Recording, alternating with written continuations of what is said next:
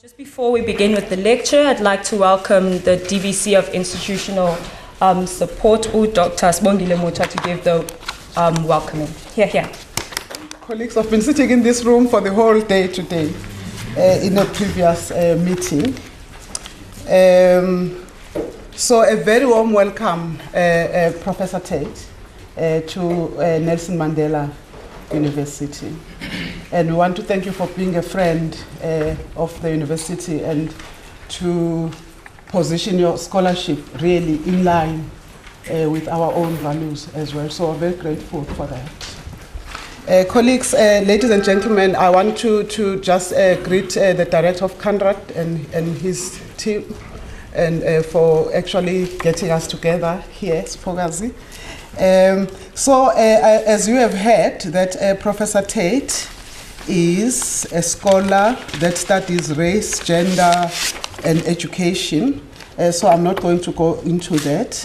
She has got a very extensive CV, as well as a lot of books that she has written herself, and then co-written, co-edited, and hundreds of journal articles on these issues about race, gender, identity, beauty, representation. So it is my absolute pleasure, Professor, to welcome you at Nelson Mandela University. I thought I was not going to say that as a brand champion of our university. I'm not going to say it again.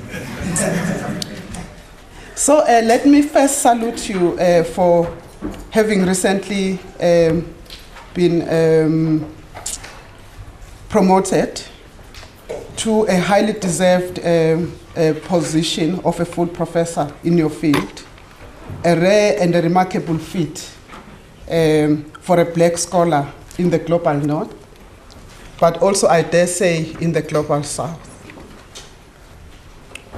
But in the UK in particular, I studied in the UK myself, so I know, I have a sense how the system works there.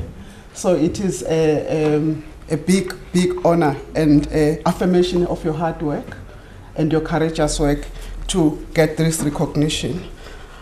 In welcoming all of you here, but particularly our distinguished scholar, Shirley Anne Tate, I have to remark that there's a difference between a scholar that tackles the questions, especially in humanities, which seek to keep the system intact, and a scholar that pursues work that disrupts in research orientation and its theorization. A scholarship that challenges the status quo, that disrupts, that upsets the accepted order. Professor Tate is one of those rare scholars who do that. I salute her for that and assure you that her lectures, I've listened to 3 of her lectures in the past, for me at least, have left me pondering for days after I've listened to her work. Courageous scholarship and observation and contemplation should be able to do this, and she does this exceptionally well. Professor, I also dare say that an exceptional scholar is not concerned about fitting in. A great intellectual let their work to speak for itself. Your work is so powerful because of its capacity to discern meaning in actions and practices which we usually have no words for them. Those practices which perpetuate exclusion. So your work speaks for itself as far as that is concerned. And then when I thought that, because I'm just here to welcome you and to welcome the audience this afternoon, so I felt that I would just read a passage in the work of a woman that I like, that I've read almost all her work when I was myself a scholar. She says, bell hooks, Without a way to name our pain, we're also without the words to articulate our pleasure. Indeed, a fundamental task of Black critical thinkers has been the struggle to break with the hegemonic modes of seeing, thinking, of being that block our capacity to see ourselves oppositionally, to imagine, describe, and invent ourselves in ways that are liberatory. And then she cites the work of a filmmaker, an African filmmaker, Osman Sembene, whose work I also like.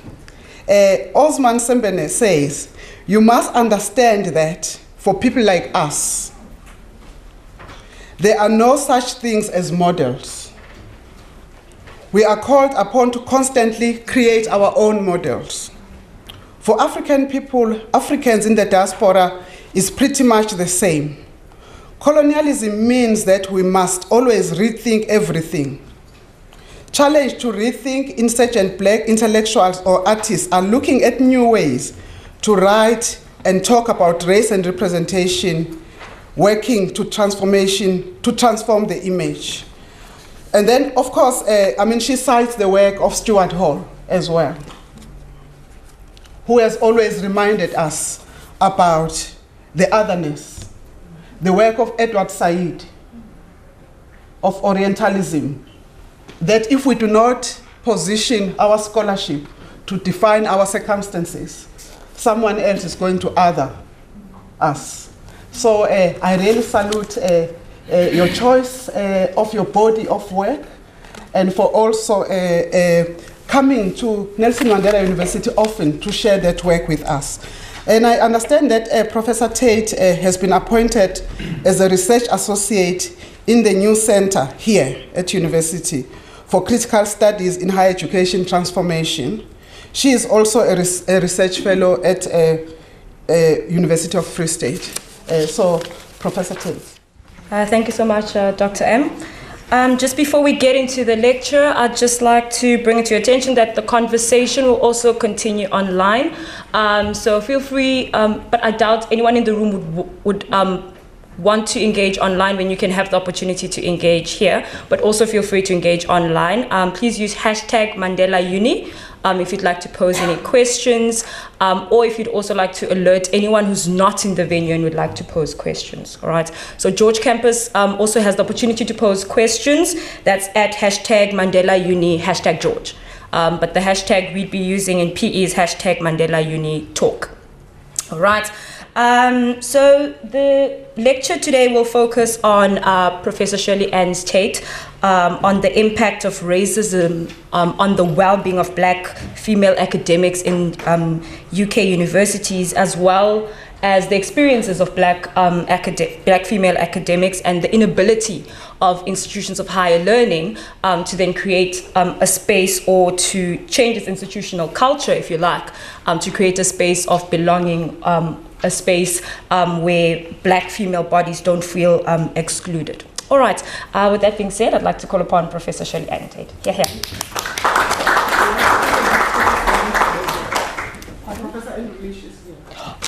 Oh, thank you. All right, so Dr. M just reminded me just to also let everyone that DVC of Research and Engagement is also here, as well as Head of Communications, Mr. Lebogang Hasache. Okay, and now officially, Professor Shirley Anne Tate.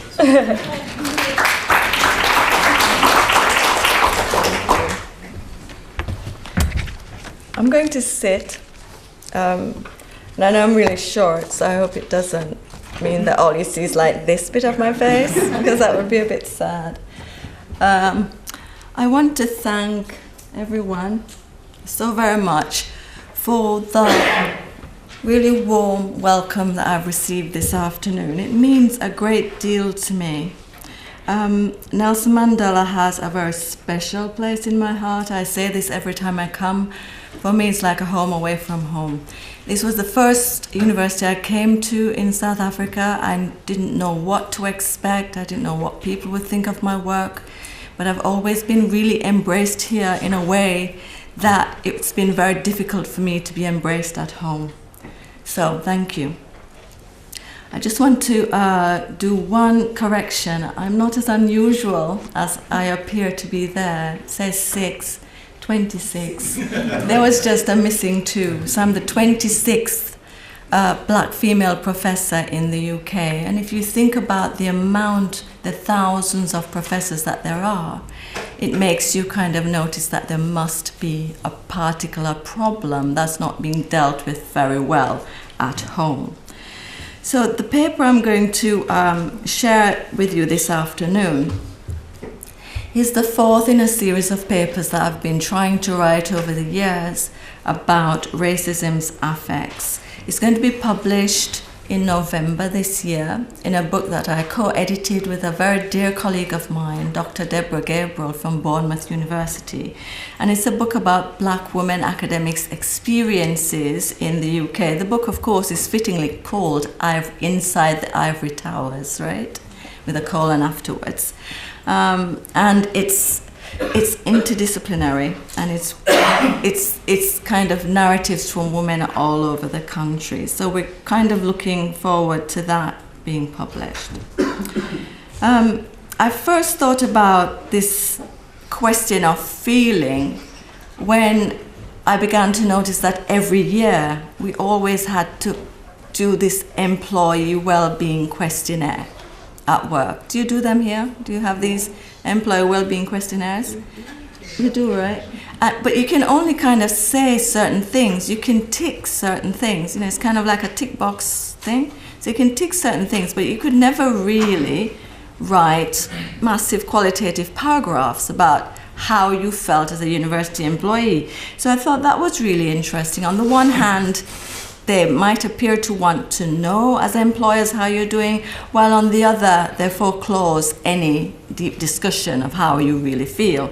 So I thought, okay, let me have a go at writing this paper for the book, and it turned out okay, actually. So it also became the paper that I gave for my inaugural, which was in June.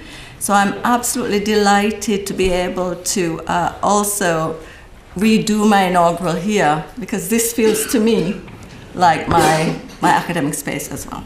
Okay. So you've seen the abstract, but I'm going to go through it a bit just to remind us of what I'm going to talk about.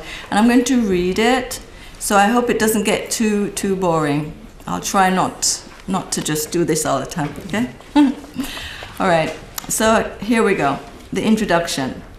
Employee well-being is on the strategic agenda of universities in the UK as part of their people management framework. Well-being relates to those feelings which can be spoken, their generation through managerial relationalities, and their governance within universities, as strategies are drawn up each year to assess departmental performance on this index, amongst others, such as student recruitment, research income, and student experience. So employee well-being is seen as really quite important in terms of management. To say those feelings which can be spoken already implies questions of power, governmentality, and effective management, because of those feelings that are ruled as out of place and unvoiceable. If there is already an unvoicability regime in place, that means that only some answers will be recognized as acceptable to voice when asked, how do you feel about this or that aspect of your life as a black woman university employee? As such, questions about and answers which speak the daily racism and microaggressions experienced by black women academics will not be asked or recognized. What is interesting about well-being as a management strategy is its deracination, its lack of attention to the fact of racism and its negative impacts on the psyches and bodies of black women academics, as lack of well-being is somatized. And I put that in there because I kind of give talks all over the UK, and the numbers of times I've had black women academics come up to me and say, you know, you must talk about somatization. These things that we experience get inside our bodies. They give us backache, headaches, teeth ache. You know, one woman even said to me, I'm sure that my experience of racism gave me MS. So these feelings are also somatized as well. What would well-being strategies do if in answer to the question of feeling, black women answered angry, upset, marginalized, racially discriminated against, deep distrust, disgust, contempt, ashamed? What could these strategies possibly do with these negative affects produced from experiencing racism? Indeed, we could say that the objective of well-being as a strategic aim is to precisely not do anything with these affects, because that would be to admit that we inhabit racially toxic institutions which are just very bad for everyone's psychic health. I do mean everyone here. As Frantz Fanon, Louis Ricardo Gordon and Sylvia Winter have shown, both those who suffer because of racism and those who are its perpetrators are changed by the experience in a really irrevocable way. This paper will focus on the negative affect of shame because of its very unvoicability but very central place in black women's experience of racism within academia. The paper will first look at feelings of shame before turning to the unvoicability of negative feelings through institutional silencing, and finally looking at the impact of deracination, this denial of race and racism within institutional settings, on black women academics' well-being from the standpoint of having what Judith Butler calls livable lives at work. I want to turn now to the issue of shame and begin with a colleague's narrated experience, which I will address to the general you, so as to implicate us all as we listen and vicariously experience this racist shaming event. So the next section of the paper is shame, answering the question, how do you feel? And here's the example. Your new head of department is a white feminist and sees feminism as your point of commonality.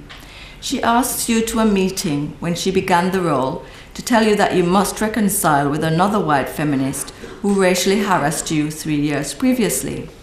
You must reconcile because you have to work closely with her because of her departmental role, but most importantly, because she's the friend and colleague of the head of department.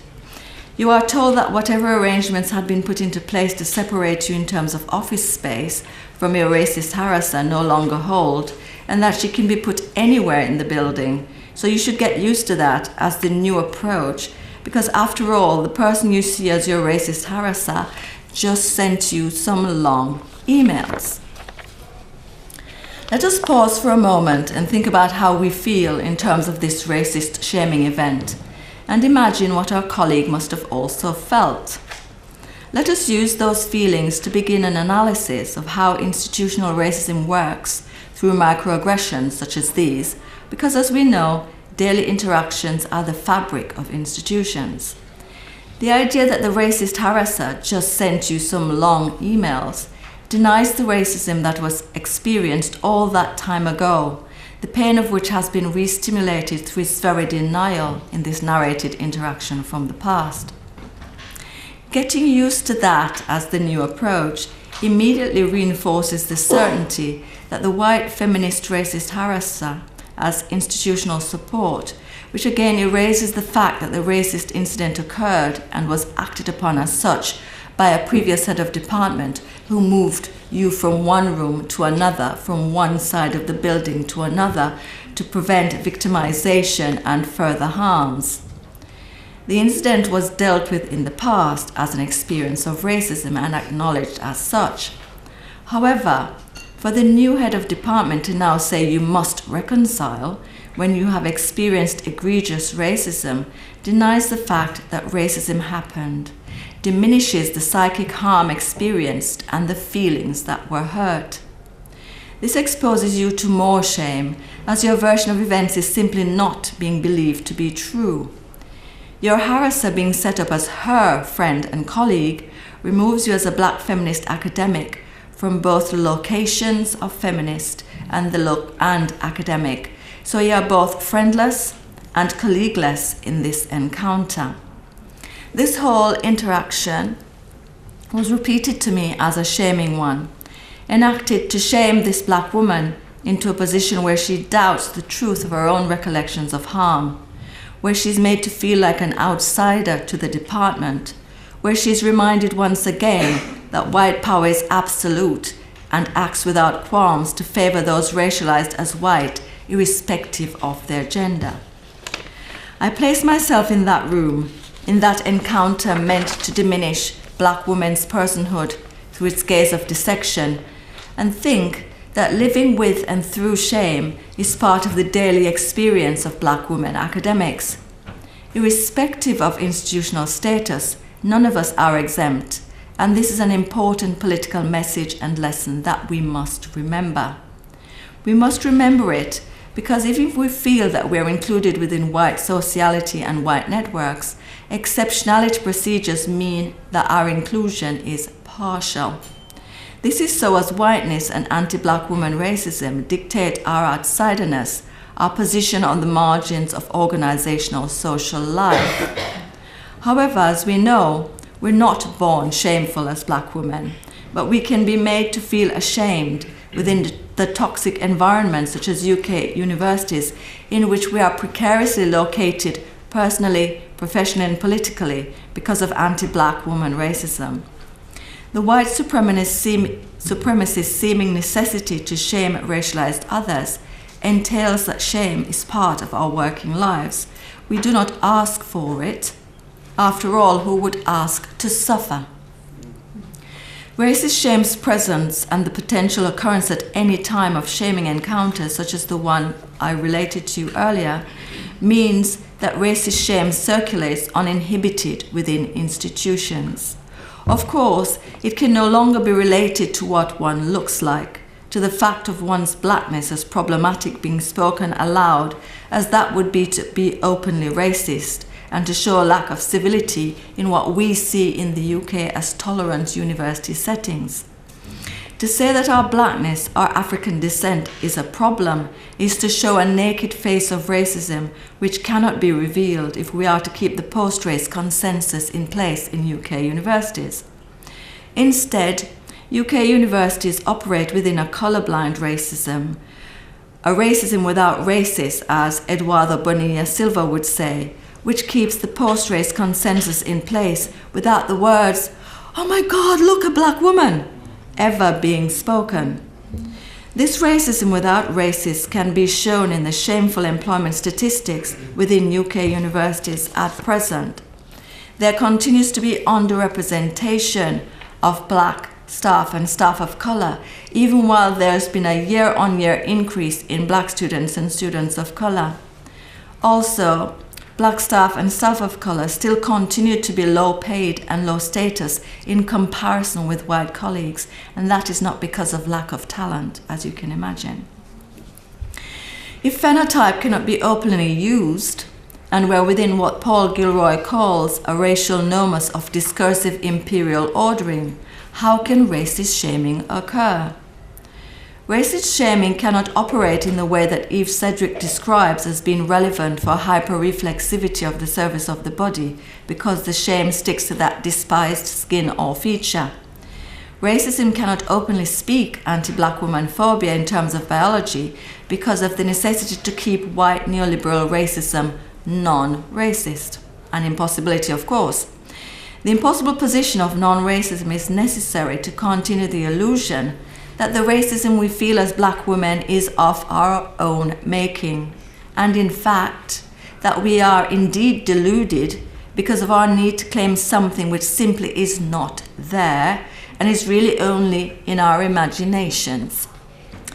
Let's go back here to the example where the head of department said, after all, she just sent you some long emails to get a handle on this assertion that something is not there. Just, the word just, denies the racist content of long emails. And these long emails are a very favorite management tool to keep those of us who lack the necessary civility in our institutional place of unlocation, where we remain always bodies out of place, to quote Nimal Pawar. As unlocated or unlocatable and out of place, racist shaming is a daily possibility for black women academics. The implication of this is that since actions make institutions, then white institutions are built on and sustained through racist shaming. This is how we can say that racist shaming circulates within institutions, even though it is no longer related to the hyperreflexivity of the surface of the body.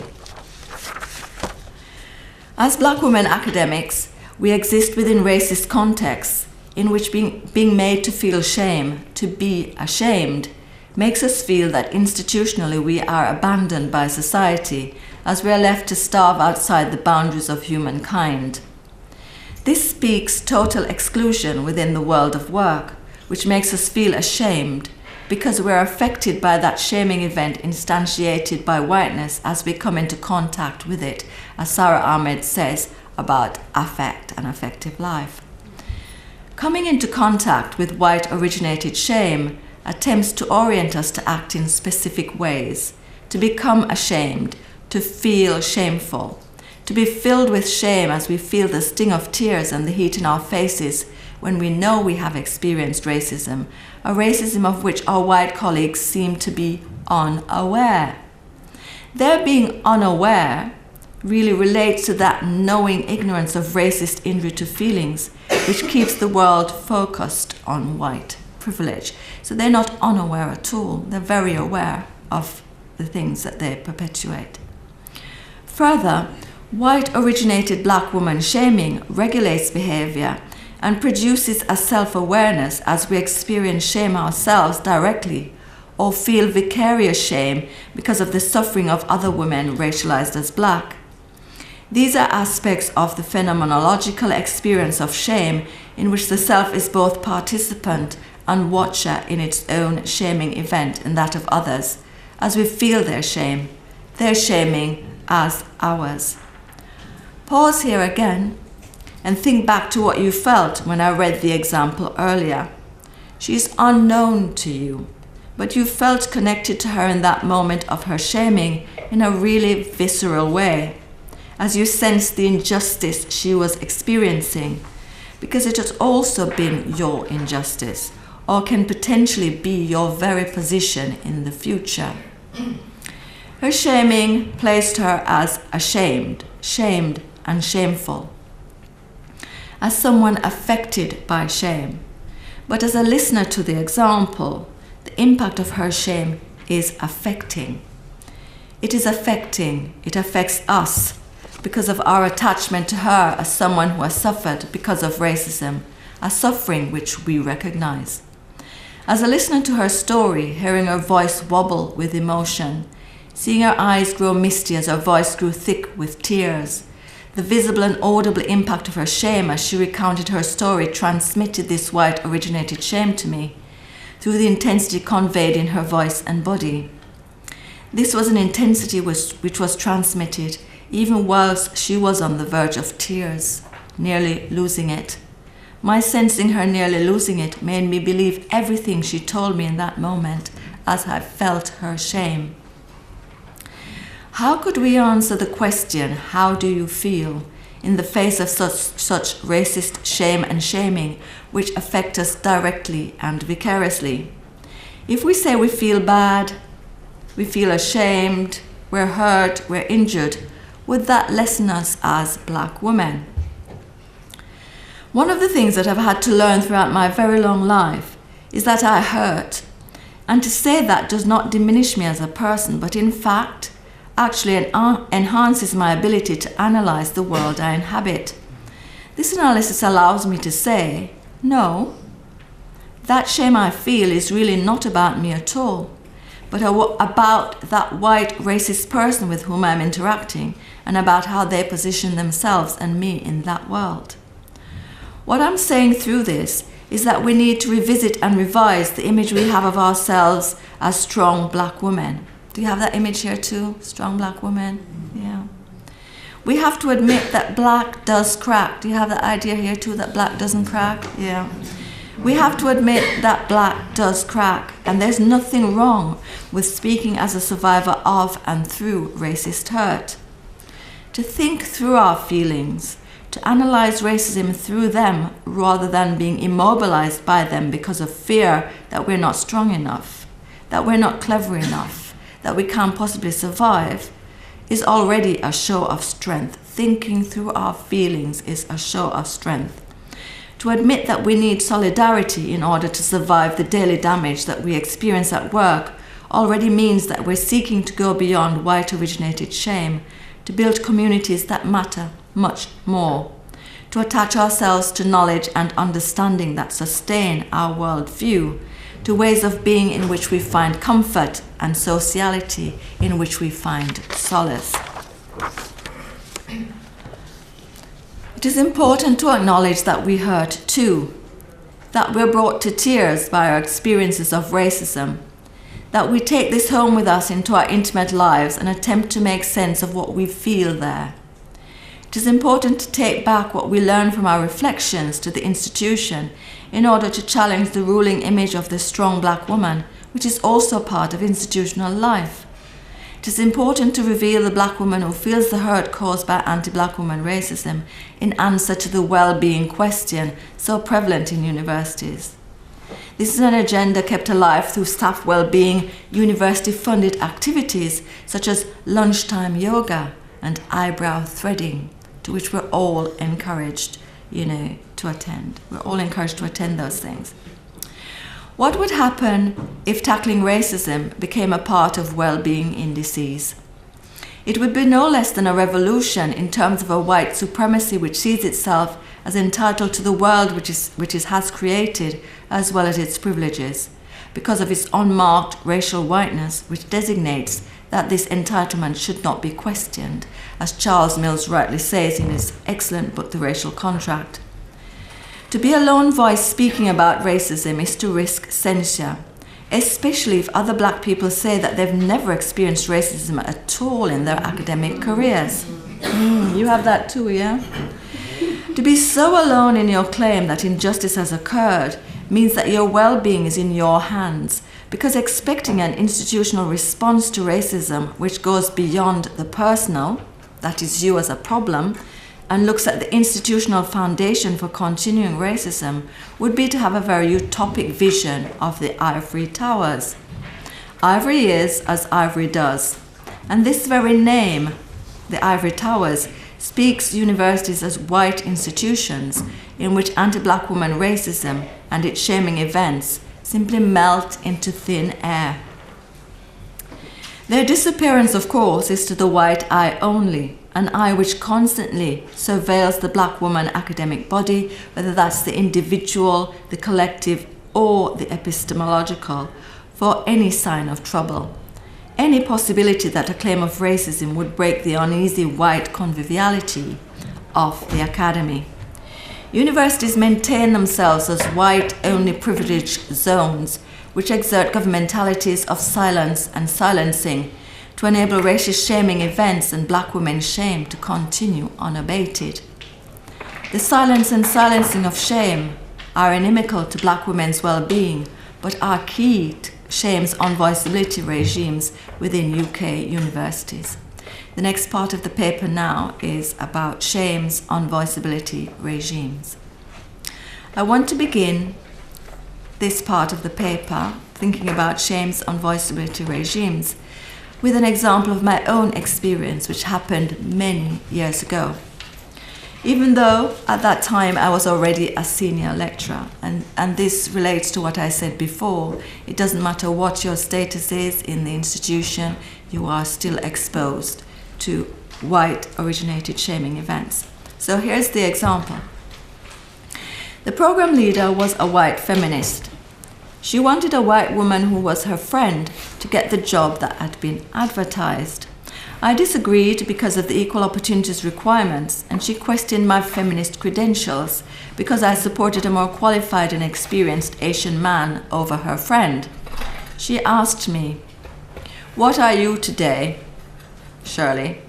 Are you black or a feminist?"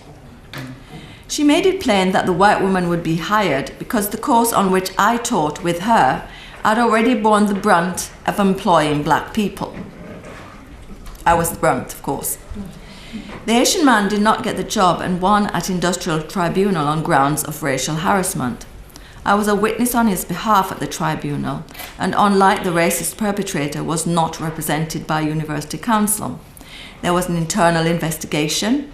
I was spoken to by the head of department as part of the fact find, and this was audio recorded so that I could make no claims afterwards that anything untoward had been said. I was summoned, questioned, and verbally reprimanded by the VC for my disloyalty to the university. The feminist who walked around teary-eyed for months after the tribunal was not reprimanded, but rather pitied because of my betrayal and her public humiliation, but she kept her job until she retired. I, on the other hand, was put into a room without windows by myself for 2 years so that I would not experience victimization, and was sent to Coventry departmentally. You know the English saying, sent to Coventry, no one spoke to me. I left the university to end my 2-year stint in isolation, which makes me think that if I had stayed, I could very well still be in that room.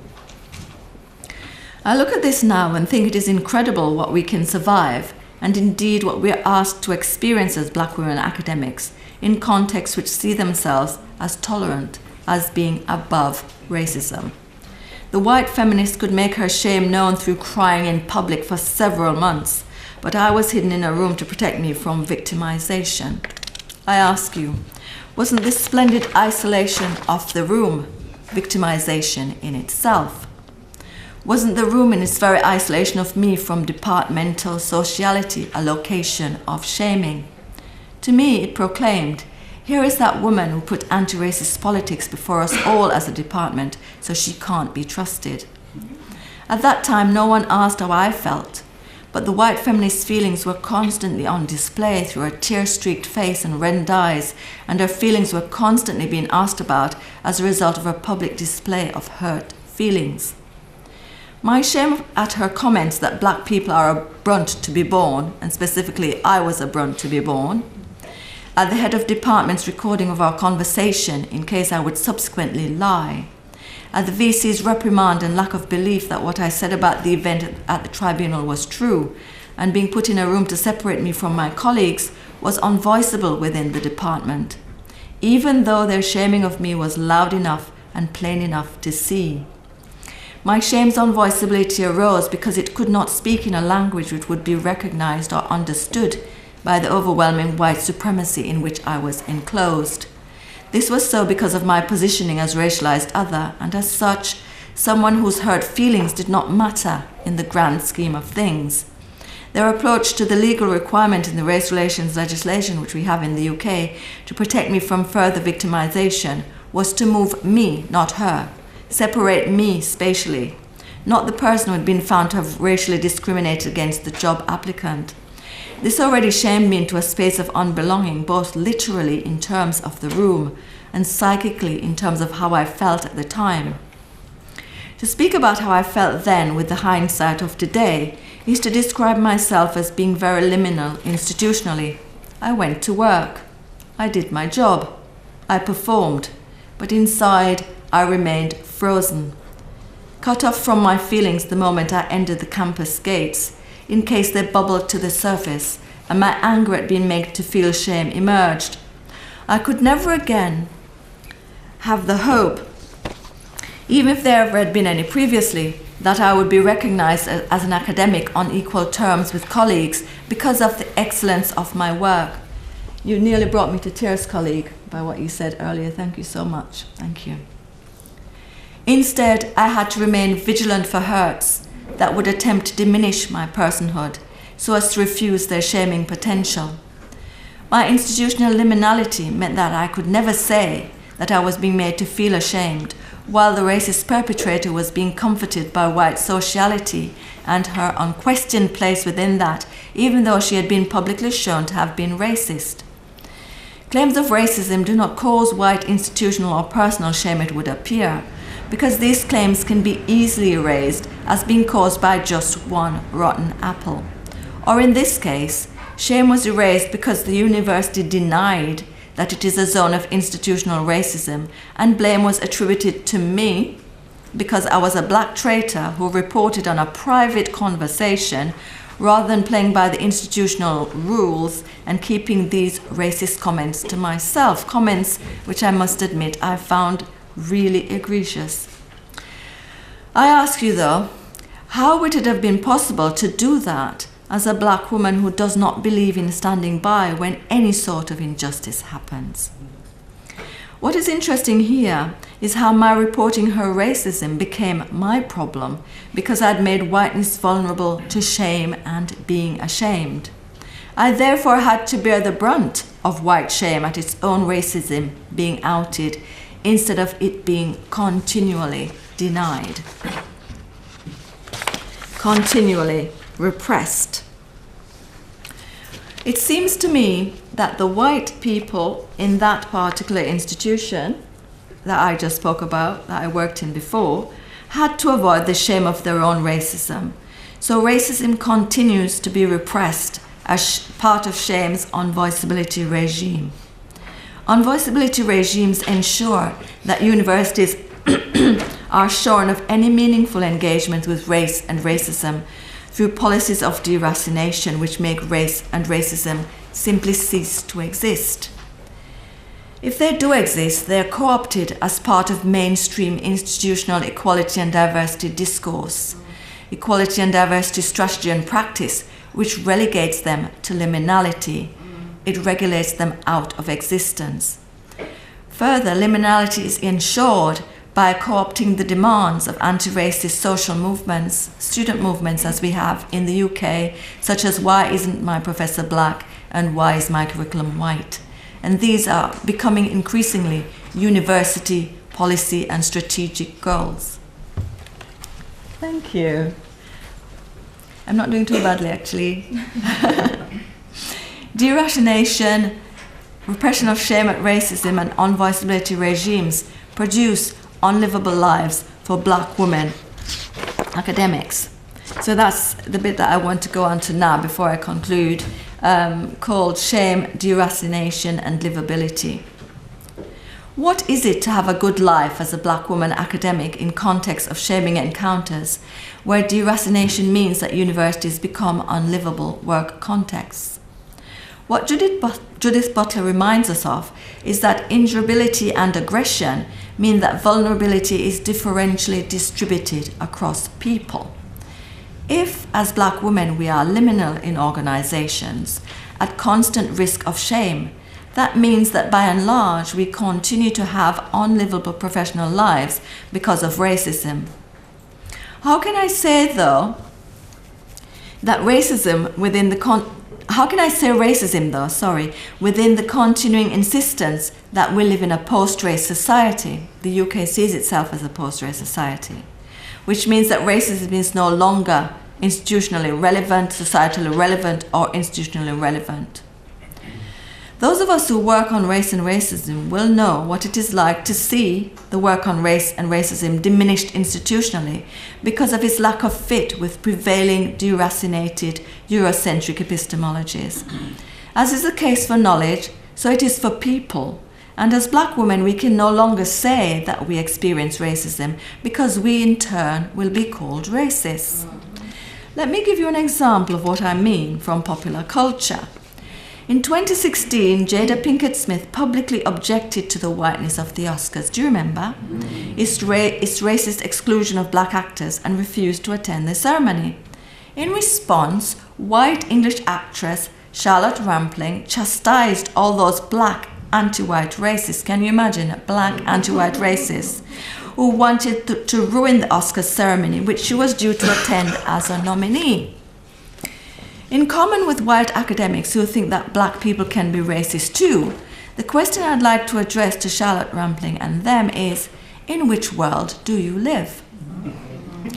Clearly they live in a world of their own making, which Eduardo Bonilla Silva describes as one in which there is racism without white racists, where racism can be denied and black people can be shamed by the charge of anti-white racism. This again creates unlivable spaces of sociality in which black women increasingly cannot voice injury to feelings, the shame suffered from white racism because this racism is deniable. Deniability constantly returns racism to us as black women, to our hypersensitivity, to that problem we have of reacting negatively to just some long emails. Us needing to just get over it because racism does not exist. Unlivability dictates that we continue to be within spaces of unlocation, within which white skin means privilege, and an institutional belonging which is simply never in doubt, unlike our own. So to conclude, our burden as black women academics in white UK institutions is a whiteness which is hegemonic, privileged, and continually privileging itself while maintaining its self-proclaimed position as non-racist. I use non-racist here in distinction from your non-racialism in Canada, right? I use non-racist here for a reason rather than anti-racist. Because in the UK context, if you say you're anti-racist, that still assumes the existence and significance of racism. Non-racist is part of being post-race, and we know that both of these are fallacious positions. Race and racism are still as significant now as they've ever been. Race and racism, we know, are the controlling matrix within which racist shame's unvoicability regime operates. Without the possibility of voice and recognition, racist shaming continues unabated within UK universities as a wide strategy to contain black women academics within their space of unlocation. So the question I had to ask myself after I wrote all of this was, what can be done politically and personally? As said earlier, we should depart from saying "I hurt" in answer to the well-being question and thereby challenge the institution. Perhaps in doing this, what we can do is to draw from Audre Lorde's excellent scholarship, in particular her ideas on anger as a foundation for black feminist politics. We should apply that to racist shame's erotic life, as she says, within institutions and without. In uses of the erotic as power, Audre Lorde views the erotic as an untapped resource within us as black women. Her erotic here is not about sex or sexuality. Her erotic here is about the power contained in those feelings of ours which remain unrecognized and unvoiced. In Lorde's view, we need to take the first step in political action of recognition, that is, for our purposes of recognizing our deep feelings of hurt from racist shaming. In doing this, we can begin to be dissatisfied with our long-standing suffering, our self-negation and numbness produced by racist shaming, and act against this microaggression as we speak its name and impact. As we do this, we engage Lorde's erotic because we then begin the project of selfhood as we see ourselves as coherent subjects.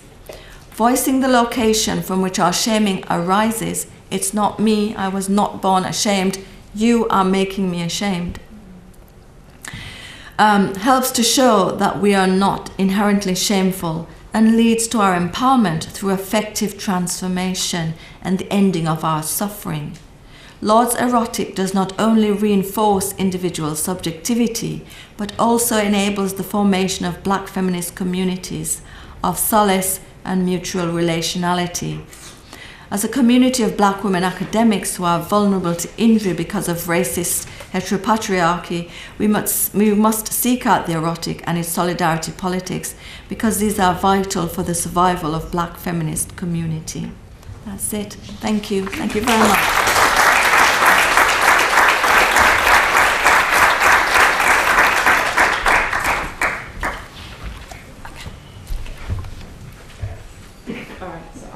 Take care. Thank you so much for Prof Tate.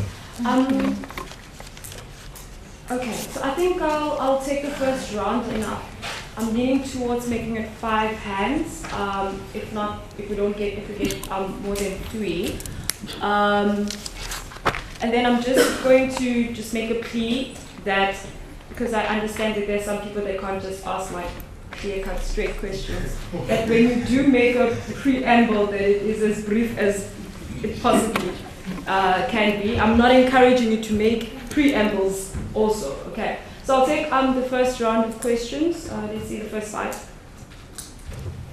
Okay, 1, 2, 3. Let's do 3. Okay, so we'll start with 3. Okay. Doc? I'm sure you can hear me. I can. I can. You need the mic. Okay. Thank you so much for your paper. Thank you. I really enjoyed the notions of voiceability. Thank you. That's the part that I would like to speak to. Mm-hmm. As a black scholar myself, Mm-hmm. I can relate to most of what you've just said. Thank you. But I want to comment on 3 things. Mm-hmm. The first thing is that you tend to mention heteropatriarchy at the end. Yes. As the last bit, which is one of the things that I think in Africa, given its conservative politics, it's something that we are yet to deal with Yes. decisively. Secondly, the comment on voiceability in the midst of austerity and precariousness. How do you then voice these feelings of being hurt in a racist and hetero-patriarchal institutions when you know that neoliberal policies are, unemployment is waiting for you? Yeah. So the last part is the notion of that I would like to know from you, the issue of what we call amongst our colleagues black tax. Okay, black tax we tend to define it when it comes to, as a black woman in the academy, you have to carry all the black student issues. Yeah. Okay? Yeah. So you have to be the advocate, you have to be the psychologist, you have to be all the things that the black condition produces. Yeah. So I would have loved to hear more in terms of the UK context, how the black tax in a way affects the well-being of the black woman academic. Yeah. Thank you. Thank you. Just before you. Yeah. Hi.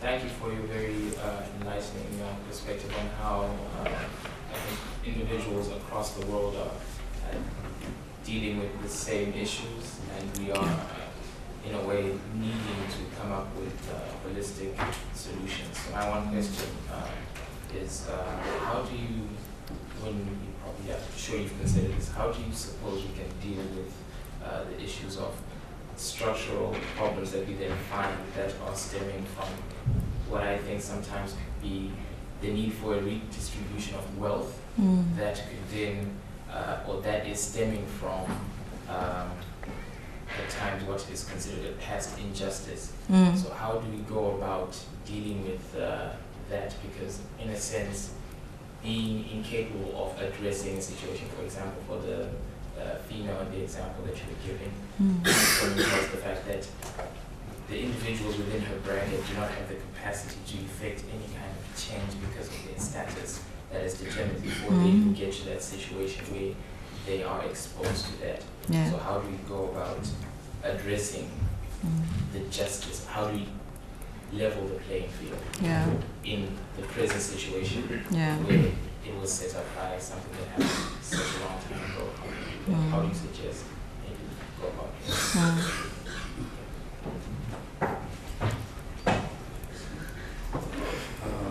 Can you hear me? Yes. I just want to say thank you very much for the paper. Thank you. As the guy just said, it was very enlightening. Especially like the part about how emails are used as management tools of regulation. I thought that was really interesting. But my question is, in your opinion, how do you think black cisgendered male academics fit within this racist shaming dynamic towards not just black female academics, but also black non-gender binary and black trans academics? And how is the shaming compounded amongst black academics of different genders? Especially in instances where, as far as the wielding of institutional power is concerned, there is a little bit more of a lateral distribution of power. So in terms of where you have a black, so we have black male and female academics, but we have the male academic kind of being also kind of taking part in this, not enabling, but enacting the racist shame dynamic on black female academics.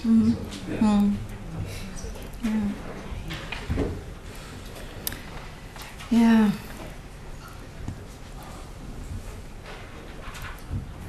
Thank you for your questions. I'm still just writing that one down so I don't forget anything. I'll start with voiceability first. I absolutely understand what you mean, especially in terms of when you know that austerity and precarity await you in unemployment as well. Now, I think that is something certainly which a lot of colleagues struggle with. You know, how can I say this thing has happened when I know that if I say it, this is likely to be what's going to happen to me? I will become unemployed, or I will become unemployable. I'll be marginalized in the institution I'm in, and I can't go elsewhere because everybody will go, oh, there's that woman who took that case of racist harassment against her employer. I think it's always down to a personal choice. It's about what can I live with at that time. I can't live with unemployment. I need my salary to live on. And I think that's the same as everybody else in this room. And like here in the UK, the employment situation at the moment for all academics is extremely precarious. I have PhD students who graduated 2 years ago and they still haven't got a permanent full-time job. Academics in the UK are being made redundant up and down the country, and that's the current situation that we're in. So for people to take action against institutions at this point in time is really, really difficult. But one of the things I think that can't be stopped is us writing about it, which is why I've taken to the pen or the typewriter. I can't type that well, but taken to the computer. We can't be stopped from writing about it, from theorizing about it, from adding that aspect of Black lives into the kind of stew to talk about racism and how it operates. So it's not just me that's doing it. People in the United States have also started to do it quite a lot, and it comes out of a critical race theory tradition. You know, start from an experience and theorize out from that. So it's just a regular part of Black theorizing, I would say. The other way to voice, of course, is through trade union activism. But I don't know what your trade unions are like here, your university ones. But yeah, it's the same then, yeah. Ours, exactly the same. Our union, you know, it's takes your money, you get nothing, right? You phone somebody if you're having a problem, as I did many years ago. You phone someone if you're having a problem, nobody replies. You send an email, you don't get a response when they see what it's about. And then you get a response, then maybe after 6 months to say, yes, we have it on file. Nothing will be done. So you have to go beyond your local union to the national union, where you might get some action. But usually, if you want to take a case, it's got to be you go see an employment lawyer. That works really well. Or you go see a community activist groups that's got lawyers, so you can get some pro bono work done. Voiceability still continues to be extremely difficult within university settings. And the other thing as well is, if you are made redundant, or if you're fired for some misdemeanor of some sort, you always have a gagging agreement you have to sign. You will not say anything about the university. Normally you can't really get them to say, the university will not say anything about me either, right? You've got to get a lawyer to be able to get that part in the contract. And you've got to sign this contract. It's legally binding. You can't say anything about the university. So you get made redundant, you can't say anything about the university. If you take early retirement, you also can't say anything about the university. And probably if they fire you, you can't say anything about the university too. So voiceability is quite difficult, especially in precarious times. But I think it's something, you know, I mean, for me, I'm I always say, I know you're probably going to go, no, I can't believe that you say that. I'm kind of an accidental academic.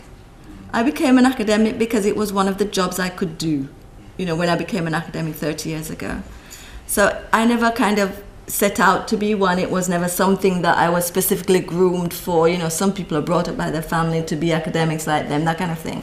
No, nothing like that in my case. But I see academic life, maybe because of that, maybe because of my own background, as being somewhere where, you know, it's not just neutral, objective knowledge that we're dealing with. Everything we do is political. Everything we do is political, right?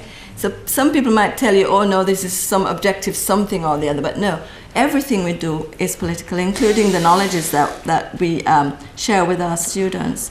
So if that is my particular perspective, then again, you see, I can't just let something happen and kind of leave it there and not do anything about it. I have to act. But of course, whenever you're acting, you have to think about what's the worst that could happen. Do you do that? I always go, what's the worst thing that could happen to me? And once you get over the fear of what's the worst thing that could happen to you, it kind of gets easier. It's funny, right? Kind of gets easier. But I know you still have to think about my pay packet at the end of the month. Yeah, you must think about that because you also have to preserve yourself in the institution so that you can keep doing the incredible work that you have to do. And you mentioned the black tax. That is part of the work that we have, which wherever we are, it would appear to me. Certainly, I have that too. I used to have students in my former university coming from all over the university just to say hello to me and to ask me how to do their essay. You know, I wouldn't know anything about the topic because, you know, I'm a sociologist, that's all I am. But I'm going to do it in this way, what do you think? And then they'd come back and say, oh, I got 70 for that, thank you, or something, you know, because you encourage me to work really hard. I also have this job of being counselor, like you say, about all their experiences, including being told they're ugly and things like that. But the counselor in terms of careers advice.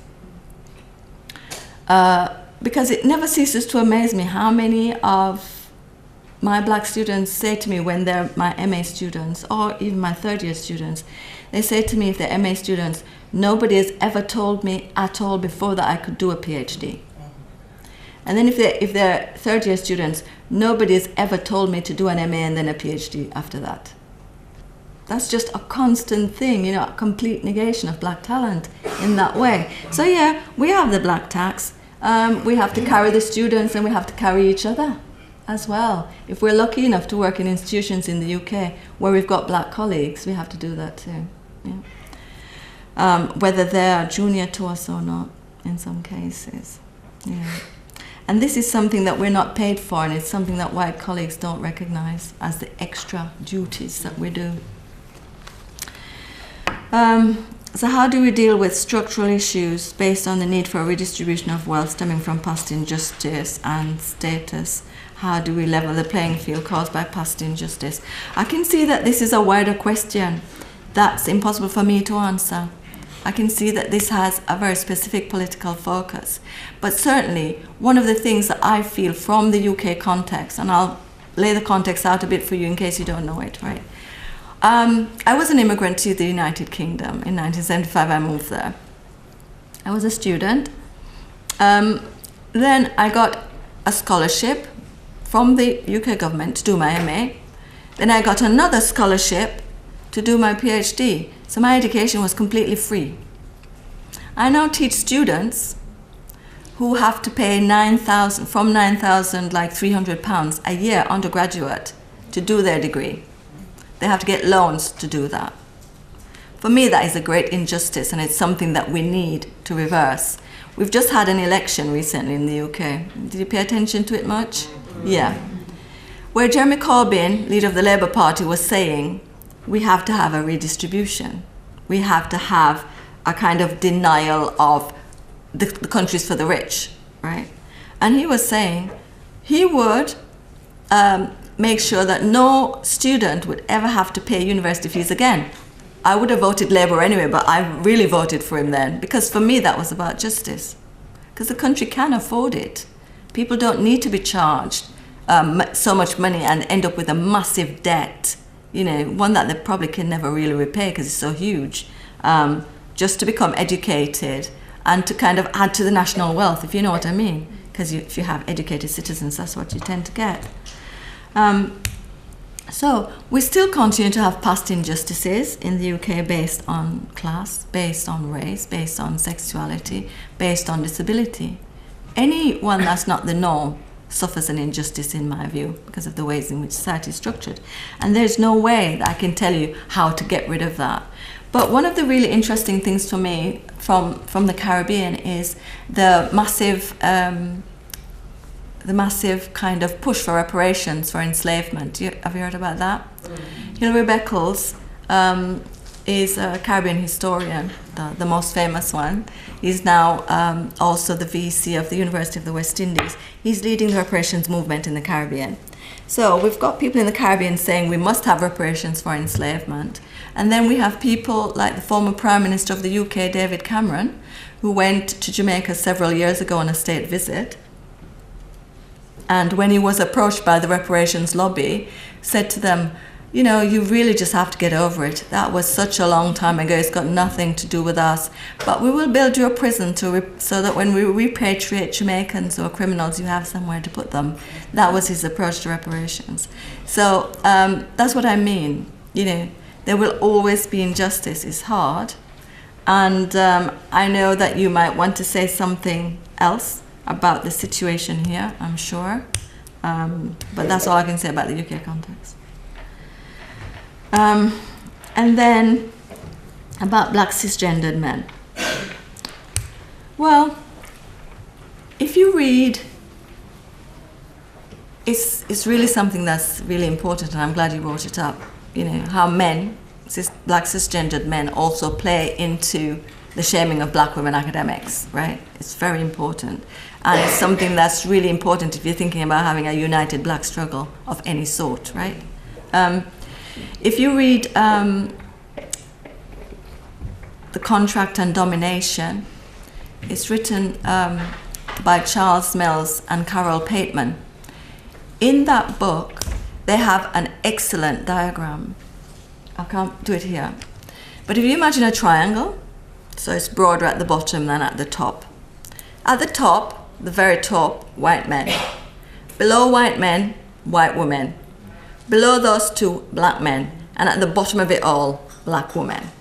So you see how society is already structured in a way to privilege the male gender, but also to privilege white people over black men anyway. So what black men need to recognize is their actual social positioning, I would say, really, in the UK. I can't speak for the South African context so well, you'd have to tell me, to see that, you can't be there being pally-pally with a group of people that you will never be included within. You cannot pin your hope for promotion on a white man's goodwill and the fact that you go to the pub with him on Friday, which black women are never invited to. I've never been invited to a pub or anything since I've been working. That's an important part of, being part of academic life. So black men need to recognize that. And the other issue for black men is, like all of us are embedded within sexism. All of us are embedded within heteropatriarchy as well. This is part of the society in which we live, but it doesn't mean we have to play by those rules, does it? It does not mean that at all. We have to break out of the mindsets that would seek to oppress us and others in quite radical ways, in fact. And rather than thinking, oh, that's really too hard, you have to think about, well, where can I find people who think like me then? That's why I have so few friends. It's terrible. I can't tell you how many I've got. You'd be shocked. And it's not because I've got a really bad personality. It's because I'm really choosy. Yeah, so men have to do a lot of work, I think, on themselves in order to make, well, we all need to work on ourselves to make ourselves better people. But in terms of cisgendered men, the role that they play in heteropatriarchy is quite substantial, whether black or white, even though race means that black men can't have the same privilege as white men. I hope that helps you slightly.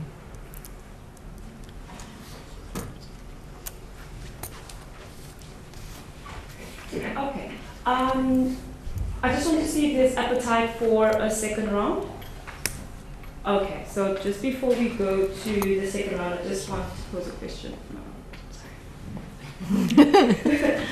So I want to ask pertaining to how we have this, let's just call it a policy for like a better word, where in terms of like addressing previously disadvantaged bodies, you would, in terms of like employment and other things, like advantage black people, and subsequent to that, like advantage like black women, right?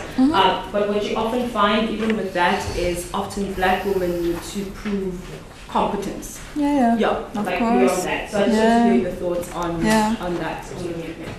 Yeah. Okay. So I need to ask you a little bit about the legislation in this country, the equal opportunities legislation, because I don't really know it that well. So here, do you have quotas? Do you have quotas? Oh, well, there you go. You've got quotas. You're in a better position than we are in the UK. We don't have quotas at all. None whatsoever, never existed. And in the US, of course, I think they've got rid of quotas because affirmative action has more or less died a death. So quotas are good. You're lucky to have those, I would say, because that would be one way to, level the playing field somewhat.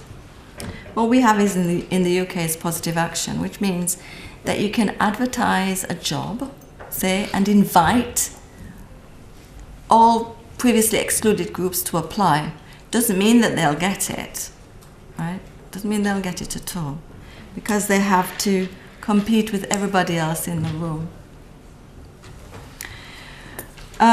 But I understand, I think, what you mean about black women have to show extra competencies.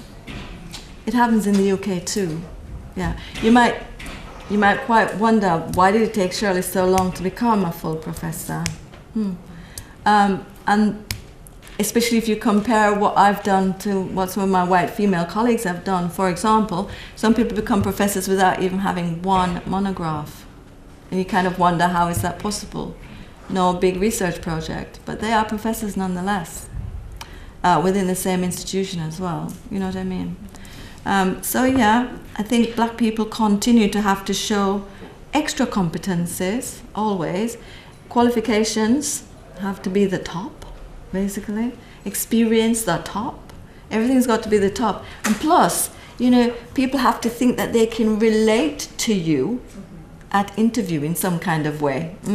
And since I think that sometimes it could be the case, I admit my failings now fully, everyone in the room, it could be the case that it might be difficult to relate to me because I'm somewhat reserved.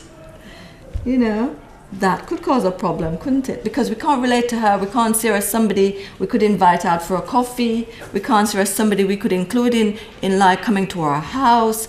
So there are these hurdles that are put in the way all the time, these barriers, right? But I think that last one that I mentioned is one that people don't pay enough attention to. Whether your face, as English people would say, whether your face fits or not. See, there's even a phrase for it. Whether your face fits or not is like really significant in hiring decisions. And it's one that's not there in the job description or the specification for the employee. It's not there in those kind of very objective criteria that they've got laid down, but it's really important. How did you feel when she came into the room? I've been told in the past, when you came into the room, I felt your presence. To which I go, well, I'm only 5'2", but that's nice. Yeah. Okay, thank you so much. Okay, so I'll allow a second round. 1. 2. Do we have one in the middle? 3. Okay. Sorry, is there a fourth one? 4. Okay. Okay. My question that I really have, and I know this was not the main focus of your study, but it's how you've introduced your thinking around it, and also that is in terms of your wellbeing programs, and also how you then positioned it as strategic programs within the organization, which by its nature claims that if you take care of people's well-being, it really has an impact on the organization's bottom line. Yes. Now, do you feel that these institutional well-being programs actually has the capacity to deal with the complexity of issues, of well-being issues, especially this kind of pain that, you know, the pain that's impacted on people's bodily experiences? Would they ever have the kind of capacity to deal with it? Because they are financed by the institutions that also very often perpetrate, you know, this pain that we have. Another thing about them is that they mostly work on templates. You know, templates that need to be repeated across different industries. That makes it very ineffective, very, you know, for different industries to be able to work with it. And I think the last point that I want to make for today is to say that if you look at the history of these kind of programs very specifically, the history is very much a white patriarchal history. Absolutely. Where they come from. And then I wonder whether it's actually, whether they can be effective in that way. Thank you. No, I think I know to do the third. Nancy, I think you said that. Thank you very much. Can you hear me? I can, Nancy. Thank you. Thank you very much for your talk. Thank you. It was very real for this context too. And I'd like to hear your opinion. And you know that we are embarking on this decolonizing project at NMU. And I want to know what are your, what's your idea around the possible success rate? What is the possibility of an authentic decolonization in a space like this where we're borrowing this iconic liberation struggle hero's name, but at the same time we are living here in a white supremacist system? And if people want to deny that it is a white supremacist system, then it's one that was designed to exclude black people. So to exclude most of the people in this room. And we are working under a leadership all the way through line management, from HOD all the way up to the top, in various sections where the majority of individuals are either white. I mean, our Senate is largely white until, or it was largely white until HOD started being invited, until directors of schools started being invited, representatives from faculty. If we just had to take the professorship, we'd have a white male Senate. And that's where most of the decisions are made. And then the individuals of color, who the black individuals, and I'm using the term broadly, who are earmarked for leadership positions, are individuals who have designed themselves or designed their objectives, in a sense, within the space in alignment with those same white individuals who are their leaders and their visions or their ideals.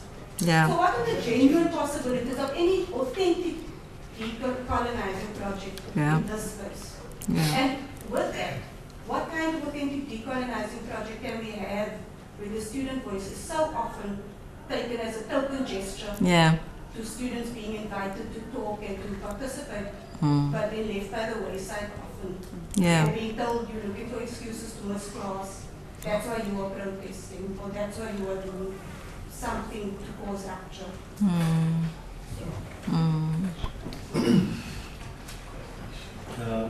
Thank you very much for the talk again. Thank you. My question is, as one who sees themselves as a future educator, is education obviously beyond the classroom? And how do we go about that in changing our societies? Because it's a problem of our outlook, I think, towards certain issues. And as an educator, how do you tackle that with somebody who's not in your class or just a friend?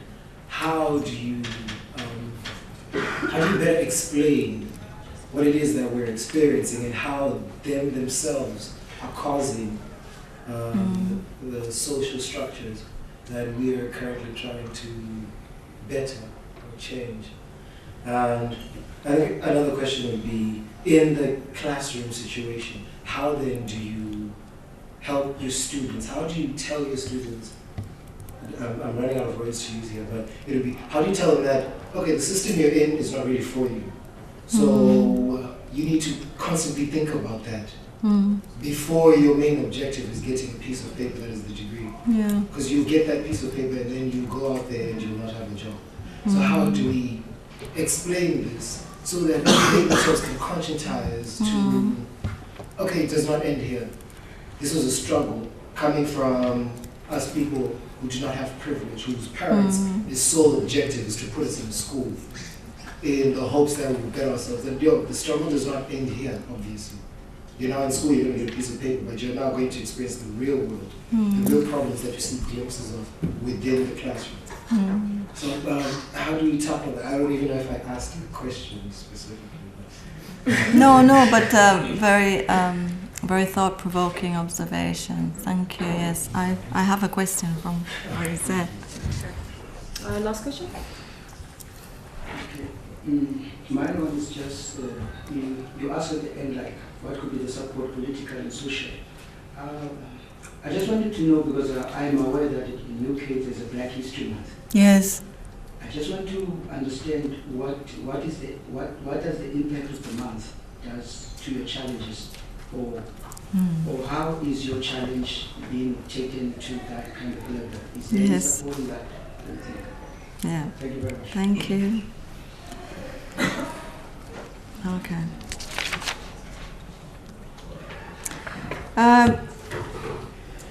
Can well-being strategies deal with the pain experienced? Absolutely not. They don't.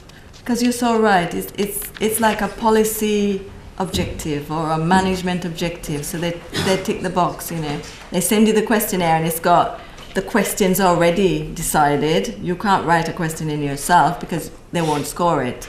Then you tick the right box, the one that relates to what you think about your experience. And you're right, it's very much based on a white patriarchal history, that kind of managerial approach within neoliberal university systems in the UK and in business, as you rightly say. So no, well-being strategies can't possibly deal with that pain. Even when they have, for example, in the UK, we've got staff counsellors. You know, you can go see the counsellor. People go see the counsellor, in my experience, people go see the counsellor when they want to bring some kind of a case against the university or against the management of harassment of some sort or the other, or of making their working conditions so horrible that they can't cope, right? So people go see the counsellor for that, and then, you know, they get medical leave, and then they can probably show a paper trail for the case that they're trying to develop. So even that, even the way people use counselling isn't about well-being particularly, you know, and people hardly use it. Actually, I know very few people who've used that counselling service. So no, well-being strategies can't possibly deal with the pain experience because they don't recognise that pain at all. You know, they don't see it as being significant for the way in which people experience the organisation and for the way in which the organisation works or does not work. So no, and it certainly would. They certainly wouldn't recognise racism because racism isn't one of the questions. Do you experience racism? Do you experience sexism? Do you experience ableism, classism? You know, heterosexism. Homophobia. None of that. None of those questions are there. Even though on the form that you fill in when you become an employee at UK universities, you can put, are you gay, lesbian, bisexual, you know, intersex, you can put all of that. You can put your class, no, not your class, your age, you know, if you're disabled or not, you can put all of those. Those are important categories, but when it comes to well-being, they're not, which is interesting. I've just realised that now as I'm speaking. So how can decolonising be authentic within South Africa, which is a white supremacist system? Now, it's really important that you've asked that question in this context, because I think like most parts of the world that's had white settler colonialism, white settler European colonialism, decolonizing society, decolonizing the world, actually, is a really important thing to do, right? And this is not something that's new. It might be new in terms of academic thinkers, but if you come from the Caribbean, if you come from here as well, thinking about how to decolonize a society, decolonize the structures, decolonize knowledge systems, decolonize the ways we see ourselves, decolonize the ways in which we feel about ourselves and society. Absolutely not new whatsoever. But what I'm always interested in is how some knowledges are used and others are suppressed. That is what I imagine might be the reason for your question, right? Because it seems to me that only one kind of theoretical stream of the decolonization, of the decolonizing project is kind of spreading around. It's here in South Africa, also in the UK, and in Latin America, of course, because that's the stream I'm talking about, and the United States. So that's the one that relates to the work of Aníbal Quijano, Walter Mignolo, Nelson Maldonado Torres, Ramon Grasvogel, right? Nothing is wrong with their work. I'm not saying anything's wrong with their work, but I'm talking about that is one stream of decolonial thought that's been taken up and has been circulated. What about decolonial South African thought? What about Steve Biko? Come. We don't want that to Come. But come on. Listen, I teach Steve Biko. I do to my MA class. I do. Yeah, well, shame on MMU. Shame on MMU, okay? Shame on MMU. But because of the way in which the Latin American decolonial theory has been taken up in all of our institutions, we have to also talk about local approaches to decolonial thought and action, right? Because so for my students, I do Caribbean decolonial thought because the Latin American decolonialists draw strongly from Frantz Fanon's work, for example. And we have in the Caribbean, we've got Walter Rodney, we've got Marcus Garvey, we've got Sylvia Wynter. You know, I mean, the place is just flooded out with decolonial thinkers. So I use them because I think it's important to show that there's not just one basis from which this thought comes. So my support for you is real. You know, you don't have to dig very deep to see decolonial thought that comes out of South Africa and that comes out of South African politics and experience. And that is what I took from your question about authentic. Right. How can you have something that relates to you, your experiences? Not that you should deny the rest, of course not. That's not good scholarship, but you also talked about a white supremacist system in which black people align themselves with that system and student voices aren't taken up. I think us as black people aligning ourselves to white supremacy is a really long-standing problem. And I don't know if there's ever going to be a way of getting rid of that, because what does whiteness give you? Whiteness gives you power, privilege, money, job, house, whatever. Yeah, acceptance, recognition. Whiteness gives you that. So in a way, why would you turn away from that? Yeah? Of course, you have to turn away from that as a black person because that is an anti-black position to have, right? So you cannot support it in any kind of a way. So for me, I would have to say, when I see black people aligning themselves with white supremacy, I would have to say, look at yourself. Think about you. Think about your ancestors. Think about, you know, your family, your community. You just cannot do that. You have to develop critique. Well, for me, it's kind of important to develop critique just to live in a way, you know. Yeah. And student voice is not being taken up. I know, well, I have to say, after all that the students did in the Fees Must Fall campaign here, I was very disappointed with the outcome.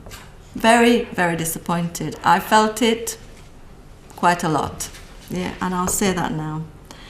I don't know if I can say it was surprising. I don't know if I was surprised. I was extremely disappointed. Yeah. But students in the UK as well, their voices aren't taken up. The only thing that, the things that universities take up are things that you can put a hashtag, right? So hashtag, why is my curriculum white? Hashtag, why isn't my professor black? So they have that now. That's part of a lot of forward-thinking universities' ideas on we need to diversify the curriculum, we need to deal with the white curriculum, you know, and we need to try and get a few more black academics in.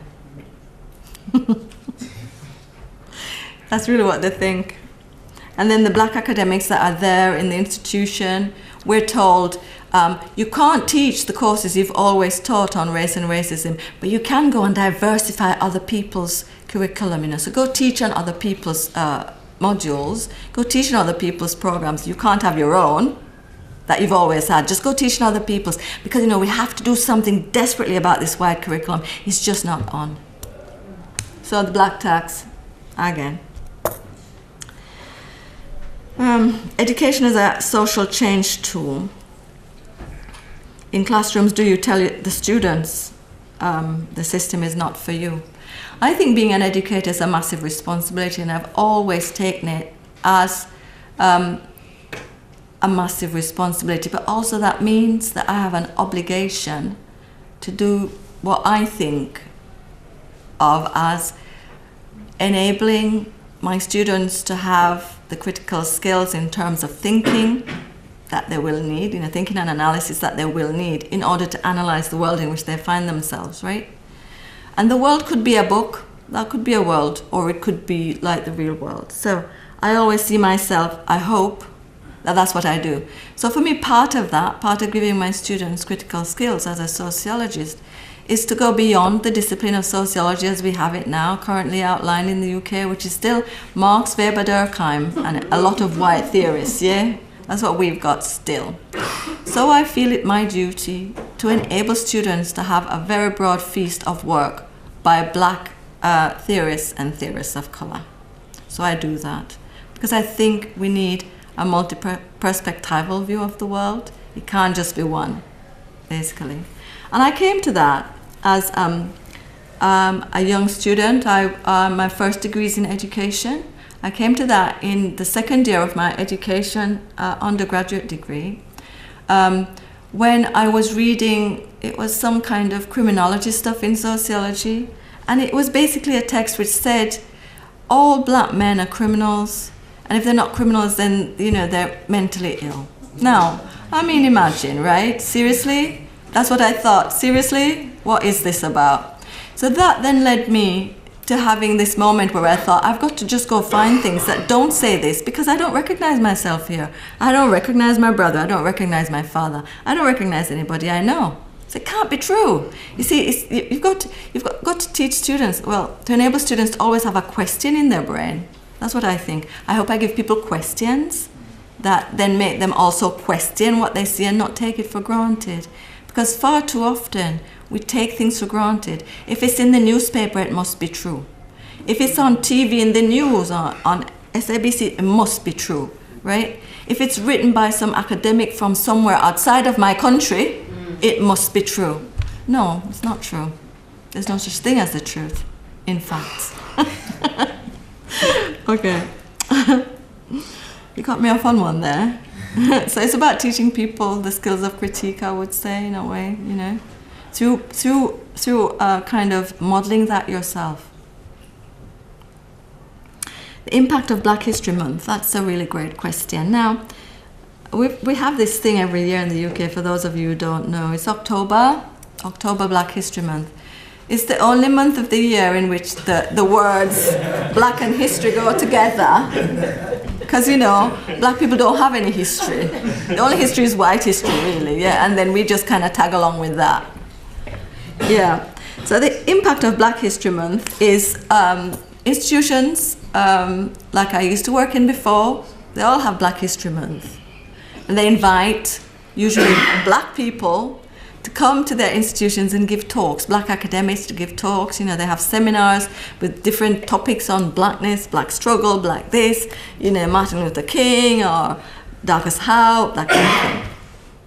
But that's constrained within October 1st to 30th, September, April, October 1st to 31st, and the rest of the time business as usual.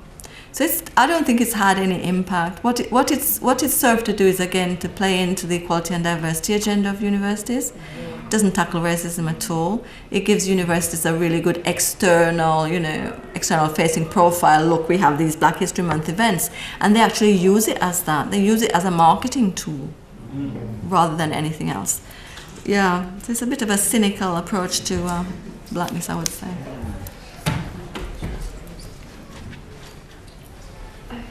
Thank you so much, Prof Tate. You're very welcome. Just before we conclude, I'd just like to remind you of the lecture we have tomorrow with Prof Michelinas Zimbalas on decolonizing higher education pedagogy. And we have that in this venue at 1 p.m. And just before we end, I'd like to call Professor Vulindlela Nyoni to give the vote thanks. Yes. YOLO. Thank you. Good afternoon. Good afternoon. And thank you again, Prof Tate. That was an amazing presentation, an amazing paper. Thank you. I think in just listening to the conversations and listening to you, I'm struck in the field that I come from myself. I'm in the visual arts. With the dearth of black women academics within the South African context in the visual arts. I think a great deal of contemporary critical culture on visuality and cultural capital at the moment in the visual arts is being written by the majority of white women at the moment. So it's a very interesting space for me to be sitting and hearing your paper. There were some amazing points that came up in the question and answer point, and I'm struck by the issue of institutional racism and the layered effects that it seems to have. And everyone seems to have brought something like that up with regards to gender, with regards to education as a social change instrument. And I think the main issue that I really want to bring about or think about, and thank you for raising, is the critical knife that we have to attack this institutional racism, which is with the idea that black academic experience is a lived experience. And when you said thinking through feeling, I was thinking to myself, yes, these are very individual experiences that people are having within a black academic context, within these institutions. And perhaps more of us being able to articulate, to develop that voiceability of our own particular. I think to myself, how many times certain things have rolled in my general direction. I'm new to this institution, I moved from another institution, Stellenbosch University. And I find myself at a place which is challenging, it's exciting, and there's so much potential for things to change. And right now at Nelson Mandela University, to find that these conversations are had on the shift of a new identity and into diversity month, I think I've come to the right place. Good. I'd like to thank you again for your relationship with us at Nelson Mandela University, and Dr. Mutwa for her opening address, which was amazing, and our facilitators, for Guys Tao, and to you, the audience, thank you very much for spending time this afternoon. Let our conversation continue, and we'll make change. Thank you. Thank you.